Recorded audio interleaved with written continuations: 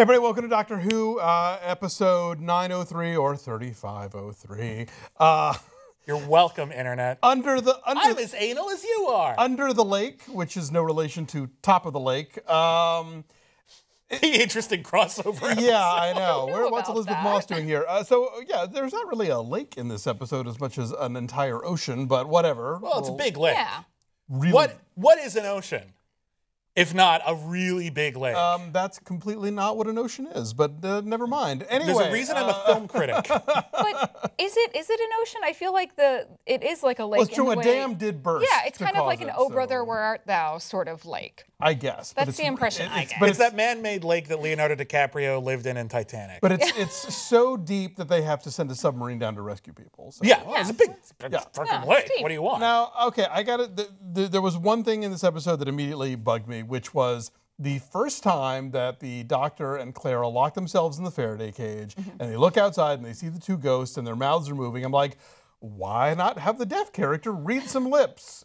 And it took them a good half hour to figure that out. Well, listen, I never liked being ahead of the Doctor. That's what I'm saying. Yeah. Well, that is one of the issues, and that's something I've had an issue with on this show, kind of in the last season or so, where I feel like I've been ahead of the show a little bit too much. But I have to say, I do feel like with this episode and the last one, this show is firing on all cylinders again. I feel like this is some really classic Doctor Who stuff, where the story that Doctor Who drops into would have been interesting without the Doctor in it. Sure. I know his name isn't Doctor Who. Shut up. Like, anyway. But like, 3503. this is a fun, pulpy sci-fi story with ghosts in it, and then you just throw the Doctor in there to mix up, stir the pot. And I feel like in this particular instance, more than any other version of Capaldi or any other Capaldi story, I kind of get where he's coming from with this Doctor. I think I understand the interpretation. The scene that unlocked it were the cards. Yes. He needs cards. I did like the cards. He needs flashcards to sound like he gives a shit. Yeah. Well, I was almost reminded of, like, I know that people with Asperger's have to sort of actually learn what physical and conversational cues are, that they don't recognize them inherently, so they have to be like, oh, you're smiling. That means you're happy. Like the idea that the Doctor would have to have it broken down for him, like this is how a human being would respond. I didn't mean to imply I don't care your friend died. Like that's actually Friend/parent/pet. You had an interesting observation. Well, okay, so did you catch when they first got there and they were in the mess hall and there's that painting of like the old style ship and the sea monster grabbing the crewmen? There are 3 crewmen on the boat with very distinct red, yellow, and blue shirts in a very distinct color scheme that I wonder if the art director was channeling a little bit of like, I love Star Trek, here you go. Wow, I didn't catch that at all, but I will look again. The one thing I was wondering about was, what year did they say this was in the opening? 140 something or Yeah. 24. And there's a Cabin in the Woods reference? Yes. Like, that movie really stood the test of time, apparently. Some of them must, right? Classics, man.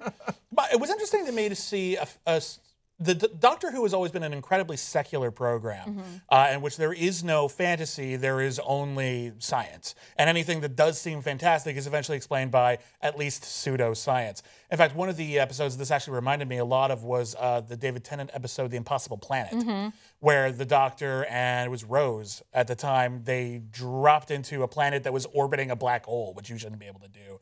And then it turned out there was Satan. Why not? Just chilling, not? like the actual Satan. But it turns out he was a sci-fi monster thing and not Satan. Right. And I was really just getting a good old-fashioned adventure vibe of this entire thing. And then he actually, because the Doctor actually says, oh, there are ghosts. Wait a minute, there are ghosts? Neat. I love this. Holy cow, actual ghosts. What are the odds? And then I'm probably not actually. Probably not. But yeah, it would be nice if more often when something that is paranormal occurs in a science fiction context, that someone actually sort of pauses and says, this is unprecedented and very exciting. Let's talk about this for a second. Well, like when the Doctor sees the ghosts for the first time and he goes, oh my God, you're beautiful. That's one of the things I love. He approaches things with wonder. Well, and that's kind of why like Capaldi is really, I think, well, I've always liked Capaldi, but I hope he kind of grows on the older generation a bit, because we're starting to see that wide-eyed wonderment with with his approach to being the Doctor. And I think, like, you know, I said this last week, and I'm saying it again, it's taken him some time to find his, like, footing here, but I really, really think he's going to grow into his own. And this episode showed me, like, okay, this is why I'm behind Team Capaldi. And this is, like, Jenna herself. I loved Jenna Coleman in this episode so much. And, like, I love at the end where she's kind of like, oh, don't worry, he'll go back in time, he'll save it, everything will be fine. And then that preview for next week, I'm like, no, it's going to be her. She's going to be the one to save the day. And she's always the one to save the day. That's why I love her. That's why I don't love her. She's monopolizing the show. I think it's interesting that they had, because this is the second 2-part episode we've had in a row. Right. And they both end in kind of like a similar fashion with like a big cliffhanger of like, oh no, the Doctor is coming back and now he's a murderer or now he's dead. And I feel like next week we'll find out that the ghosts aren't really ghosts and he showed up as a ghost because of reasons and everything's fine. I feel like I might be a little ahead of it again. Well, again, it's like I said, it's Plan C plotting. Yeah. Either this happens or Plan C. And I feel like the entire season is going to be 2-parters just by looking at some of the majority, titles. That's what I feel. Though I did kind of. I hope this isn't the case. I hope the writing on the wall on the spaceship is the only time we see that, because I'm hoping we're not getting another Bad Wolf sort of situation. Or the crack in the... because we've played Explain, that out. please. All right. Since Doctor Who came back, in particular with the Christopher Eccleston era, Russell T Davies and Stephen Moffat have had a tendency to sort of hide clues towards the last episode of, like, the big story arc of the season all over the place. I see. And the first season, the Christopher Eccleston season, there was graffiti saying Bad Wolf in every episode, and that actually mattered. Then in, like, the first... Matt Smith season, there was a crack in a wall in like every episode, and that mattered later. And was there one last season? No, there wasn't. Kind of, because we kept cutting back to heaven. Oh, right, yeah. But that was way more overt. Yeah, that was overt. They were clearly setting something up. Yeah, no, this would have been like, this. I mean, unless you want to argue that blanking on everyone's name today, the companion's relationship with the soldier guy was all an elaborate setup to get to the end, but that's actually an arc and not just a... Exactly. I'm just, I feel like we've been trained to look for these clues now. And they've even played with them before. Like there was this one season where every episode, almost every episode, brought up the fact that all the bees are going missing. And then it was like, oh yeah, and all the bees are missing. And in the last episode, they're like, that meant nothing. No, actually, this is what's really going on. Why do you keep bringing up the bees? That's stupid. It was fun. It's just, they're politically aware. We need to be concerned about the bees. Someone's probably correcting me about that. I'm probably remembering that subplot wrong. I'm sorry, Internet. I'm sorry. I want to talk a bit about, because they just announced a new Doctor Who spinoff, Class, which is about the kids at Clara's school. Does anyone care? Well, there was that one girl that we liked last season who we kind of almost hoped was going to be the next companion, remember? Yes, that one character. But then we had that one episode with all the kids when the forest was like protecting the earth from solar flare.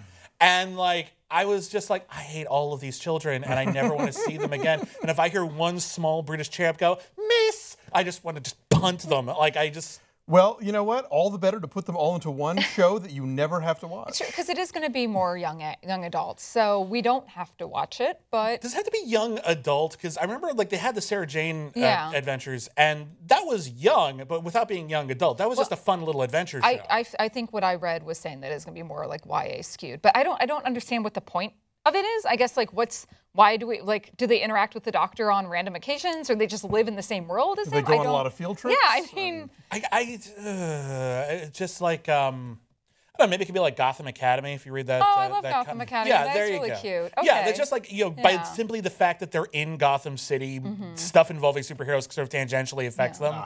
So like the idea is, and the thing is that at this point in the Doctor Who universe, everyone knows aliens are real. Like everyone on the planet is well aware of this, and it's just a sort of thing we just don't talk about because it would drive us nuts. And I just feel like, the aliens invaded again. I will say this was a good week on television for deaf characters. We had a deaf commander on Doctor Who, and the nurse played by Regina King in the new season of The Leftovers also wears like 2 hearing aids. And at one point, we see her wake up, and all you hear is this sort of high-pitched, high decibel or whatever kind of.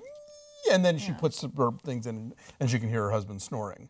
Yeah, Which, if you have a snoring husband, how perfect is that? I know. Stephen Moffat gets a lot of flack for his treatment of female characters, and it was nice to see, even though he didn't specifically write this episode, in a Stephen Moffat season, to see a strong female character who's also deaf. Yeah. Like, it's a distinct. What was the joke? The other female character, when she first meets the doctor and says, "I love your work," was that a reference to like what? Like by this point in time they've seen the show, or like she makes it and then drops it, and I was like, what does that mean? So here's the deal. So the doctor has, and I don't think Capaldi's used it before. He has slightly psychic paper. Yeah. No, we saw that last season. Okay, so he has slightly paper, and everyone's, oh, you're from UNIT. Right. If these people, the doctor is actually a well-established like agent of the British, special sci-fi secret service.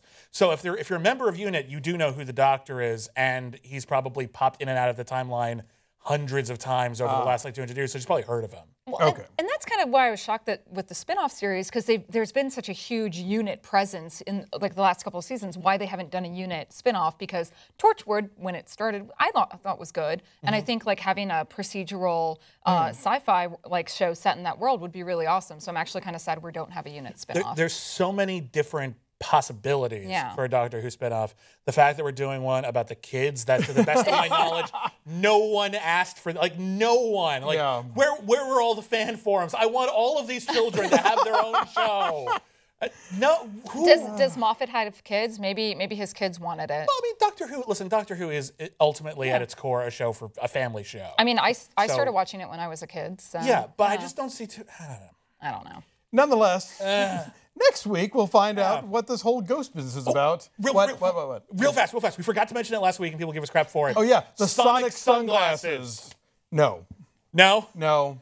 Could they at least be special? Like, why can't they at least have like a beepy bit or something? Yeah, because it just seems like, did you run out of money? Like, where did this come from? It seems so 1980s, like shade tipping on a VHS box. Yeah. They look like the lowest end of Ray-Bans. They really do. They look like you can buy that at any gas station. He ripped them off the head of Spuds MacKenzie. It's interesting because, like, it's like everyone, and I think someone was saying, like, we wanted something like everyone could sort of get and emulate. And I'm like, yeah, but there's nothing signifying that that's even specifically what the Doctor is wearing. It's not like, because, like, David Tennant, he wore a suit and, like, magenta Converse. Yeah. That's a little specific. People will know what you're doing. If I'm just if I just see some guy on the street wearing sunglasses, I'm going to go, hey, Doctor Who, right? And they're just like, just punch me. Especially if he's wearing them inside. I'm going to be like, oh, you wear your sunglasses at night and inside. Nice. Yeah. At least David Tennant had the 3D glasses. Not a good look on anyone. No. So anyway, all right, more next week. Join us.